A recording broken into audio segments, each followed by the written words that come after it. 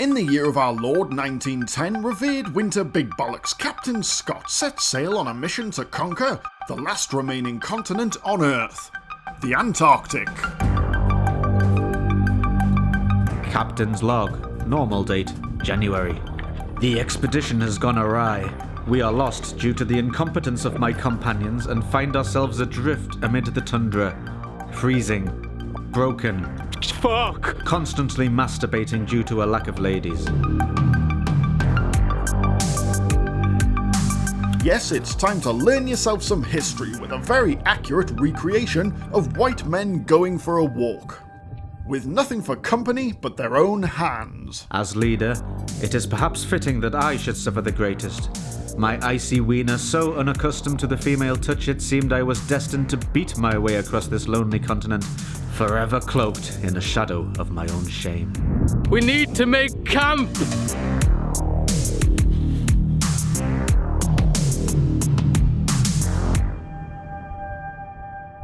Welcome to an explorer's edition of Offworld Cookery, where later on I may have to kill a horse for the main course. And Paul Kerry is going to be making some sort of instant ration dish, and Sandro will be cooking Kendal Mint Cake. Let's go! What? You've only just got in there. Somehow. And so with the simplest of fires, Alessandro confidently prepared his dessert. I'm going to be making some Kendal Mint Cake. Is that what you call it? First things first, can't have cake without sugar. 18 ounces of it. Don't bother noting that. This recipe is not a keeper. Hence adding Horse milk. We've milked our male horse. Mixing around the sugar and man-horse milk, Alessandro added his final ingredient. And for the final ingredient, we're going to add Sherpa's secret magic juice, which is, if you want to be in on the secret, Sherpa's tears. Which tastes rather like peppermint and exploitation. Placed in nature's natural fridge, the thing that was apparently going to become a cake later was left to harden. Much like the leader of the expedition, who had his own unique way of staying warm. No!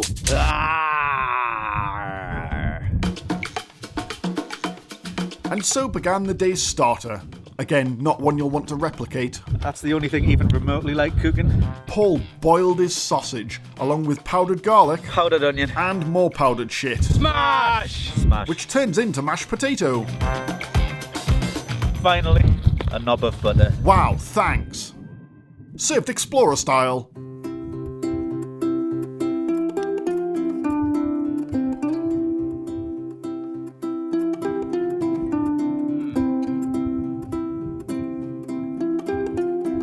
I wouldn't be eating anything out of that hand.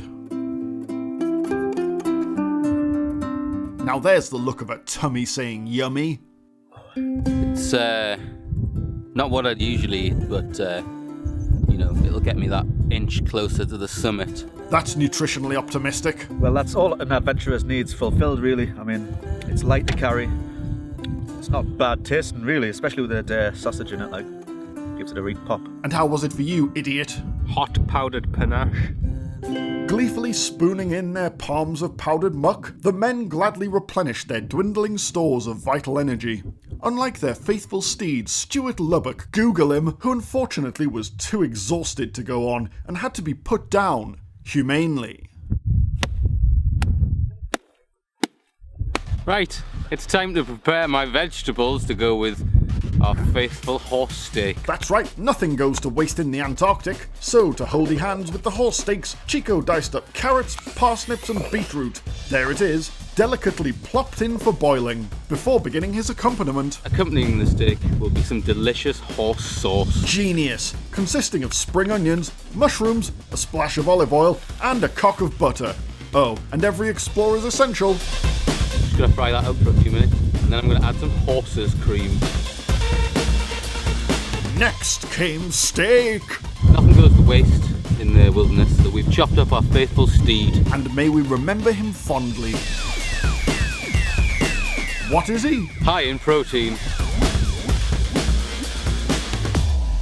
As the actual horse steaks gently fried on the lowest heat imaginable, Paul and Alessandro suffered a spot of low morale, so Chico proposed, Backgammon! Posh bastards game. Yeah! By Jove, I'm going to beat you. 3! Oh no. I'll take my gammon out and I'll put it on your back. well, that's sure to lift morale, like winning an evening with Khloe Kardashian, who enjoys big dicks and money. In any event though, the main course, was ready. Right, it's time to serve up the horse steak. Looks like a brown rubber fish.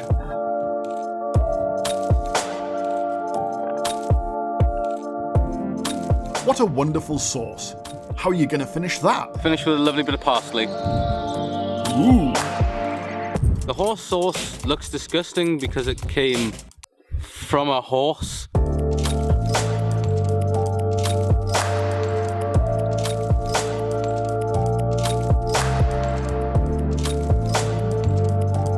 The hardest vegetables known to man, horse, and some gloopy white shit.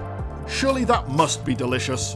The sauce is alright, and the meat is fine, it's edible, but it's the same feeling that I would get from eating one of my companions. Which you would.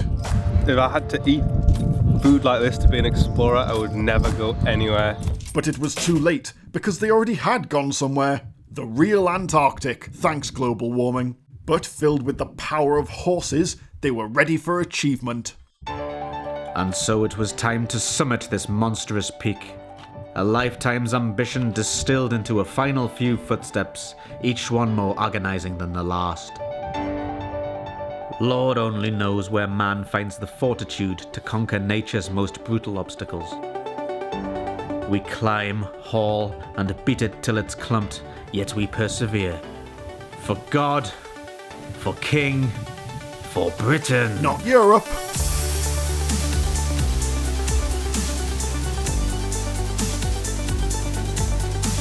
Look out, here comes the human centipede again.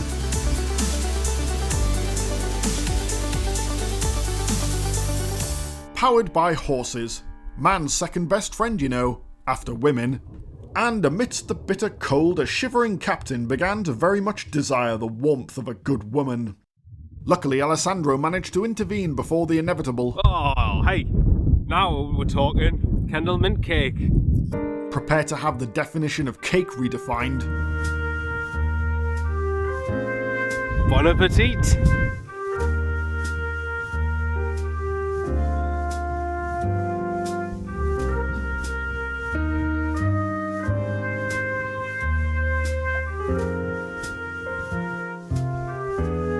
That's not coming out of there in a hurry, like Ecuadorian embassy invader Julian Asshands.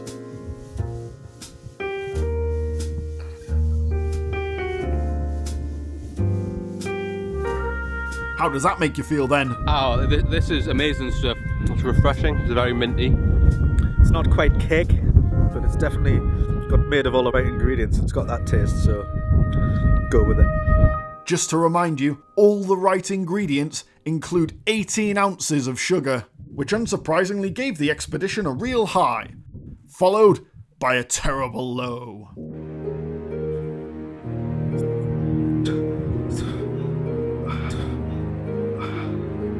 And amongst the chill, some men shivered differently. Oh, God! Put God, it away, no. man! Why would you do that next to me? But it got large! Not in our tent. Yeah, you fuck off. Surreptitious tugger.